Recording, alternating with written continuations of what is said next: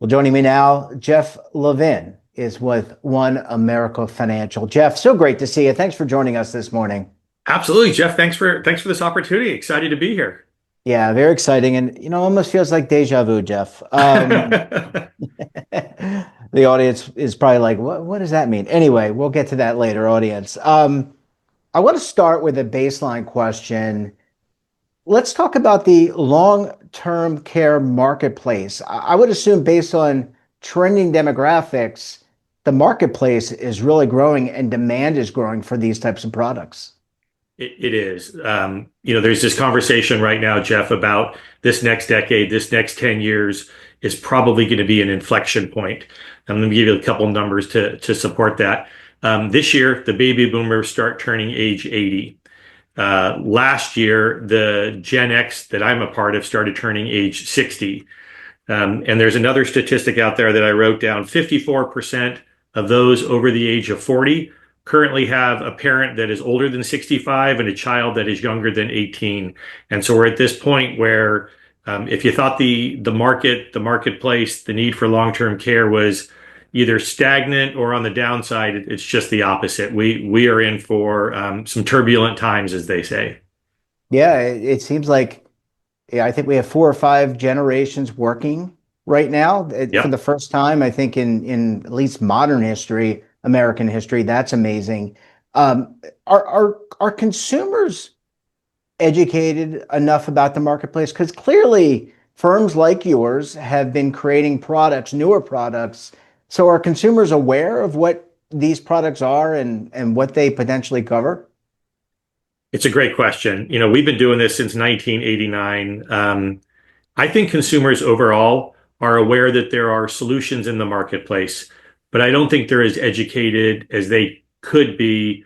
I won't say as they need to be, but as they could be around all of the different types of offerings that are out there. Because I truly believe with the number of carriers that are in this space today, depending on your age, depending on your health, depending on your income, there's most likely a solution out there for almost everyone, unless you're in this position of either already needing care. And there's actually an opportunity out there for someone who's already needing care, or if your health is already challenged, it limits it. But I think there's solutions out there today. And to your point, I think more education would be a great thing.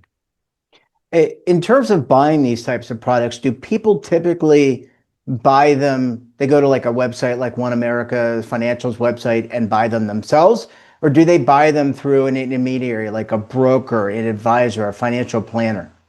Yeah, so One America Financial, we do not have a direct to consumer model. There may be one or two carriers out there, but I'm really not sure, just least off the top of my head. For the most part, as you said, they go to a professional, whether it's a financial advisor or an insurance professional, an intermediary, somebody that can help them understand the nuances of these products and make sure that what they're purchasing is suitable for what their needs are. And the way I kind of look at this is long-term care is a little bit more of a complex product. For a simple term life insurance product, I think if you're savvy enough, you can do that, on a direct to consumer site. But I think when you're looking at long-term care and the myriad of solutions out there, and certainly depending on the complexity that you get into, I think working with professionals is best. And we ask a lot of our intermediaries. I mean, they're not only doing or holistic financial planning, they're selling, in some cases, investments, mutual funds, collective investment trusts, life insurance products. How do they stay educated? I mean, I'm just, as a reformed advisor, I know it was very difficult to know all the different carriers in the retirement space. That's a lot of information that people have to go through. How do they stay abreast in order to advise their client appropriately? Yeah, I mean, long-term care planning is just one aspect of either being an insurance professional, a financial advisor, like you said, certainly an part of a holistic plan, but life insurance and trusts and investments, and there is a lot. And what I would say is to any insurance professional or any financial professional, you don't need to be an expert in this field. Really, what you need to be most comfortable with is discussing the concept of long-term care and bringing that conversation up, with your client. Have you looked at long-term care planning? Or the real simple question is, what is your plan for long-term care? And most people will say, I either have one or I don't. But this is where the professional can really rely on the insurance carrier. Almost every insurance carrier has some type of a support team, whether it's an external wholesaling team, maybe an external and an internal. But there are subject matter experts out there at the carrier that can help the professional be the person that helps bring the solutions to the table. They don't need to know everything about it. Well, yeah, I mean, you just can't, it's not possible to be an expert on every aspect of the products that you cover. You have to know where to go to get the information. I'm an old school benchmarker, RFP guy. How do you, all these products are different. I mean, they're unique in that they use insurance, but there's different ways that they have different provisions. How do you, if you're a carrier, intermediary, how do you benchmark these products? I mean, it's not like you just put it on a spreadsheet and say, pick one, A, B, C, or D. I mean, there's a lot that goes into this. There is. And I think it's really up to the individual client, the client and their finances, their needs, maybe even their history, health history is going to help dictate some of that.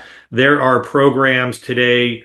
We call it standalone long-term care insurance. It's if you consider like a term product, you buy a certain amount and you continue to pay premiums on that until you need it.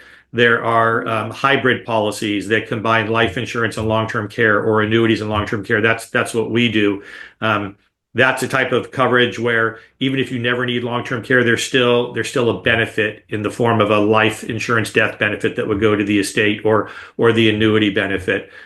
It's really a matter of what the person is trying to protect, how long they need coverage for, and really where are the assets coming from to help the funds. Is it non-qualified dollars? Is it qualified dollars? And so to our earlier point, there are solutions out there for everybody. I think, with the help of a carrier, they can give you the right questions to ask. And look, I truly believe, and maybe it's too altruistic, I truly believe that if you're in this space, you're looking to make sure people have the right solution. And I know that the team that I lead, look, if we know there's a carrier that has a better solution than what we can offer, whether it's price or coverage, we will point them in that right direction. It's about having a conversation and getting protection in place. It's almost like the solution is secondary. And I agree with you. I mean, I think if I come from a world where if you treat your client right, your client will treat you right, right? And that's Absolutely. it benefits and you pay it forward. I was going to ask you about the regulatory and the policy front. I know that's not necessarily what you do on a day-to-day basis, but there's a lot going on at the state and federal level, I think, to address these demographic shifts that are happening. And by the way, Jeff, they're not unique to the United States. I mean, it's happening in China, Europe, everywhere around the world. We have primarily an aging population. So are members of Congress, are the federal regulators, the state regulators, are they looking at how to maybe build a better mousetrap, for lack of a better term?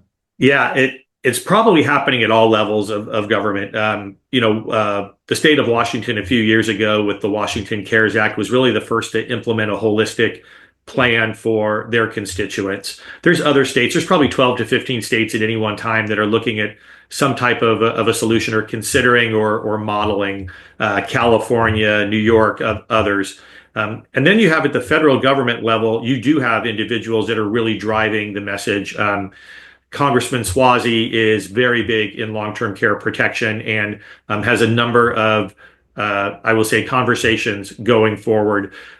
You look at some of the states today, above the line tax deductions if you have insurance protections. And so I think there is this realization that the federal government and state governments certainly at the Medicaid level, this isn't something that people can handle, or states can handle, or the government can handle long term. And so there's always discussion going on. I don't know that we have found that point of an answer yet. Yeah, well, I think it's a work in progress. Clearly, the demographics have shifted. Last question for you, Jeff. For all of Sure. of the Gen Alphas out there, that's the kind of the newer generation. I'm a Gen Xer like you, so I think they're now called Gen Alphas. But aren't we all? I mean, if they're like poo-pooing this and saying, "Oh, well, this doesn't really apply to me," aren't we all going to be recipients of some type of long-term care or caregiving, or aren't we all at some point in our lives going to be caregivers?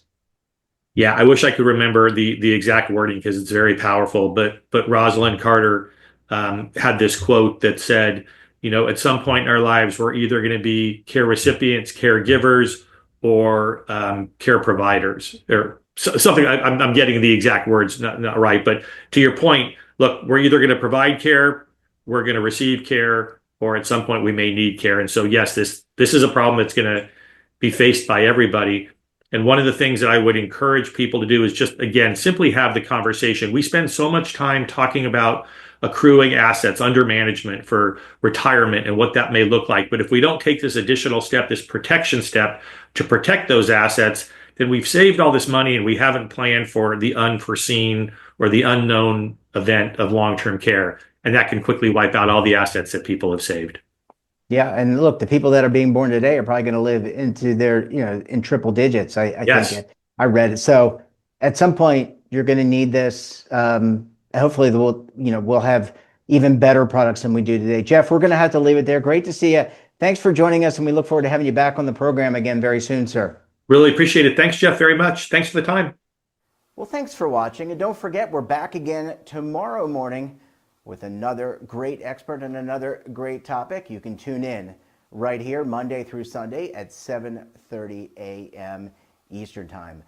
And don't forget to subscribe to our daily newsletter, The Morning Pulse, for all the news in one place, delivered directly to your email box. Check it out at our website.